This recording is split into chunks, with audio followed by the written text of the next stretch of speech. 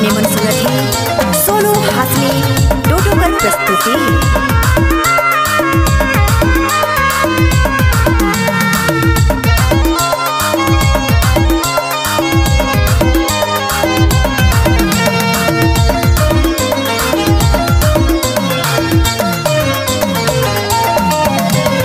शराबी शराबी कही गिरे जुली, शराबी शराबी कही गिरे जुली, झूठो मुके करल बदनाम। शराबी शराबी कही गिरे जुली, झूठो मुके करल बदनाम। ना हरी पियत रहो ना दारू पियत रहो, सिकरों में सिलम छोड़े कोनो बदनाम। ना हरी पियत रहो ना दारू पियत रहो, सिकरों में सिलम छोड़े करल बदनाम।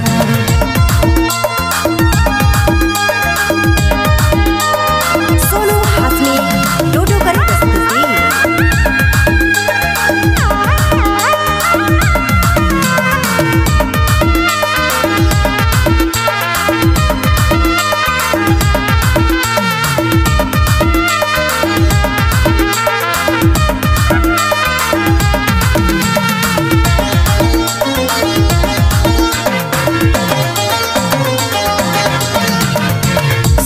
साथी सब पियना, पी के मस्ती में सब तो झूमना।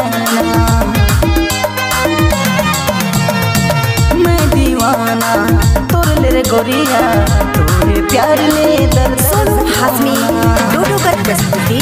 शराबी शराबी कही गिरे जुली, शराबी शराबी कही गिरे जुली, झूठो मुके करल बदनाम। ना हरी पियत रहो ना दारू पियत रहो, सिकरों में सिलम छोड़े कोनो बदनाम। ना हरी पियत रहो ना दारू पियत रहो, सिकरों में सिलम छोड़े करल बदनाम।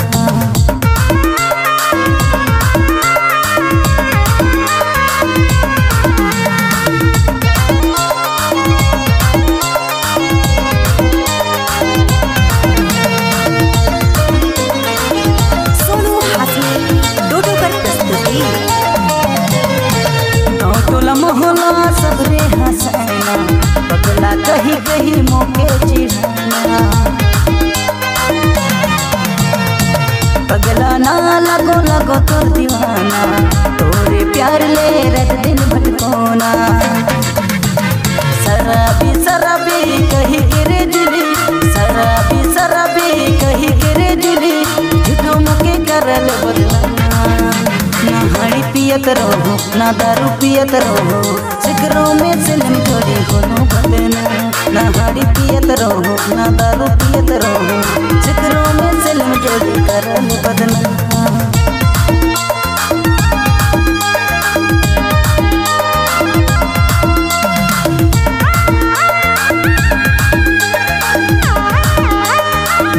सोनू हासमी डोडोकर प्रस्तुति।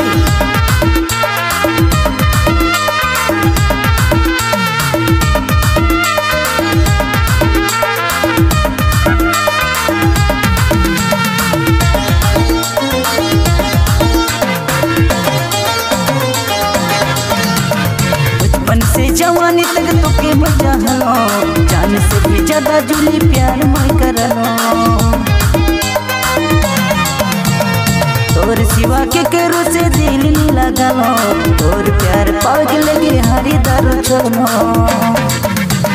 शराबी शराबी कही गिरे जुली, शराबी कही गिरे जुली, झूठो मुके करल बदनाम। ना हरी पियत रहो ना दारू पियत रहो, सिकरों में सिलम छोड़े कोनो बदनाम। ना हरी पियत रहो ना दारू पियत रहो, सिकरों में सिलम छोड़े